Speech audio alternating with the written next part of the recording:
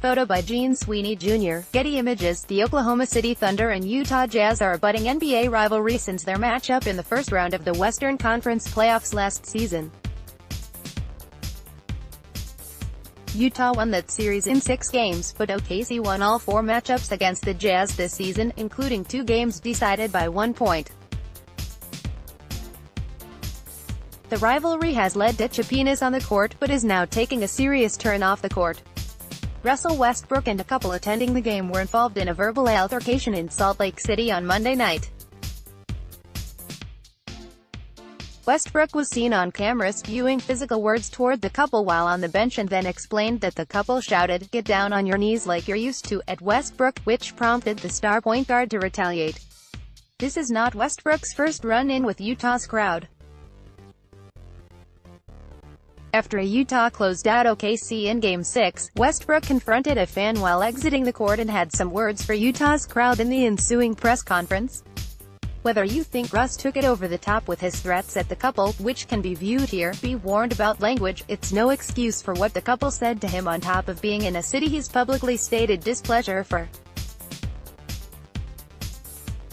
There is a difference between attending a sporting event and booing wildly or shouting at players compared to going to the event and hurling expletives about somebody's race or family.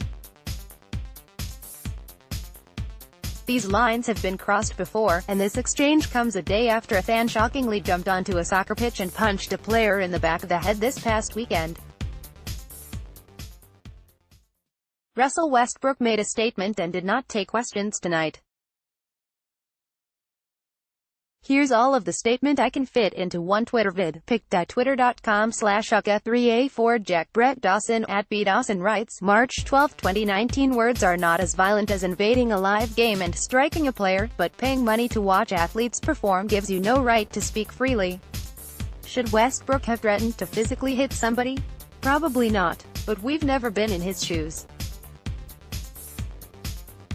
We've never had grown humans scream terrible things about us and our family 41 nights a season, not counting playoff games where the intensity amplifies. Yes, they make millions of dollars. But they're still human.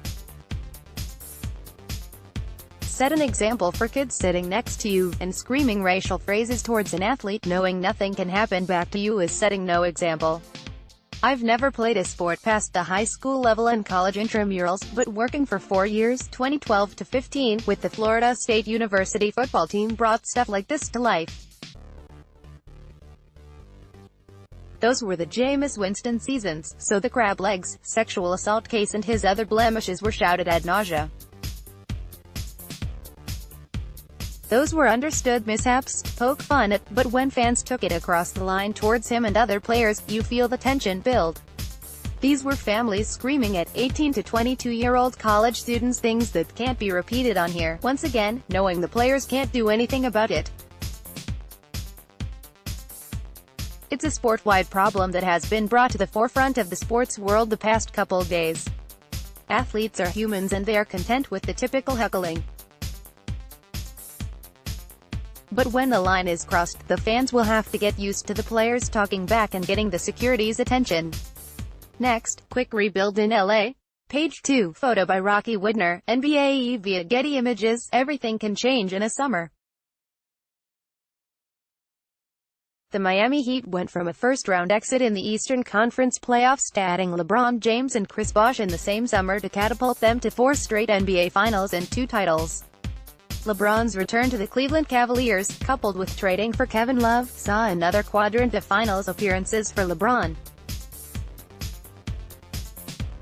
Sometimes singular moves to a great team in place can alter a franchise. Steve Nash rejoining the Phoenix Suns after a terrible 2003-04 season is a perfect example. The Suns had everything in place to become a contender out west and then partnered Nash with Mike D'Antoni, Joe Johnson, Sean Marion, a young Amari Stoudemire and the Brazilian Blur, Leandro Barbosa. Those teams became a staple of the 2000s with Nash winning consecutive Most Valuable Player awards. There's a team with everything in place in today's NBA that is already doing well and offers an attractive product that could result in immediate contention. The Los Angeles Clippers are the 6th seed in the Western Conference at 39-29 and 8-2 in their last 10 games. They have 0 All-Star appearances on their roster and traded away Tobias Harris mid-season, yet this group of tough-minded players in a ball-movement-friendly system installed by Doc Rivers is all but in the playoffs and has its eyes on bigger things this summer. The Clippers are primed to build on their quick rebuild after losing all of their players from the Lob City era with 2 max slots open. Every key contributor outside of Patrick Beverley is under contract for next season, and the passionate leadership from owner Steve Ballmer and the NBA's greatest team builder in Jerry West offers arguably the best owner-vice president of basketball operations tandem in the league. They are the favorites to land Kawhi Leonard this offseason, and who knows who else they can lure to LA. The other team in town is in turnstile compared to the Clippers, who have size, shooting, 2 of the best bench players in the NBA, great complementary players, an experienced coach used to managing all types of personalities and stability throughout the franchise. With the Golden State Warriors in danger of losing Kevin Durant this summer, adding Kawhi and another strong player could thrust the Clippers into serious contention out west. It seems like Jerry West has built title team after title team forever, and him being equipped with this much cap room and roster talent in place is as good of a situation a team looking to make a jump can be in. Next, Charlotte at Crossroads, page 3, photo by Kent Smith, NBA via Getty Images. We go from a team facing exciting times to the Charlotte Hornets, who have a quite different summer on their horizon. The Hornets are in a 5-team race for 3 spots in the Eastern Conference playoffs and currently sit 1.5 games out of the 8th seed after going 3-7 in their last 10 games. Even if they make the postseason, an early exit would be in store for them, which presents the conundrum facing them this summer.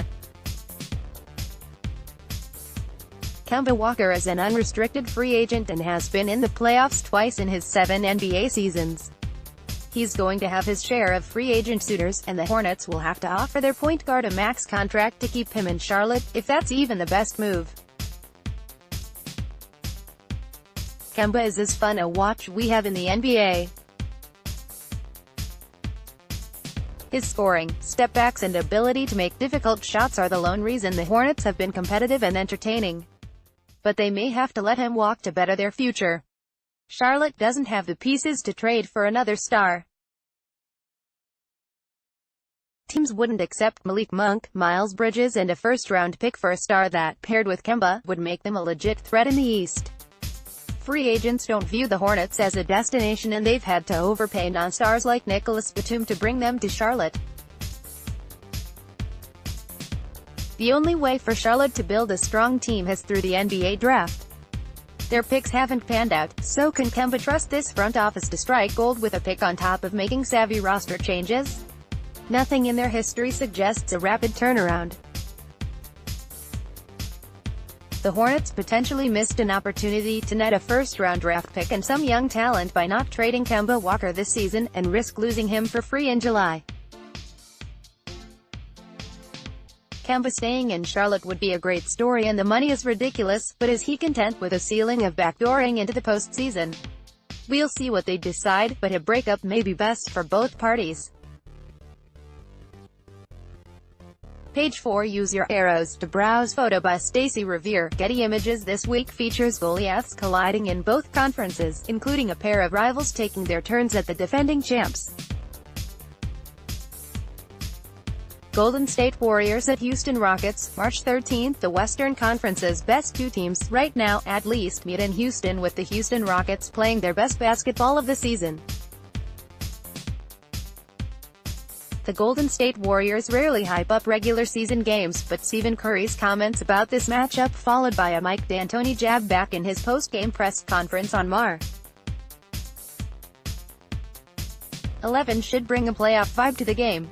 Sacramento Kings at Boston Celtics, March 14. Weekly shout-out to the Sacramento Kings.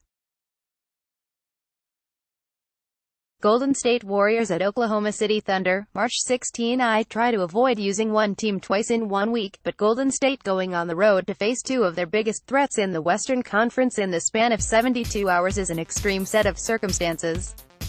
Both teams amp up the energy for this matchup, and Oklahoma City always has something to say to Kevin Durant. Next, the 50 greatest NBA players of all time, updated for 2017-18, Philadelphia 76ers at Milwaukee Bucks, March 17. This game, a potential Eastern Conference playoff series, provides a perfect preview to how these teams will match up if they square off in the postseason. These are two of the longest teams in the NBA and boast unique superstars that may spend time matching up on each other.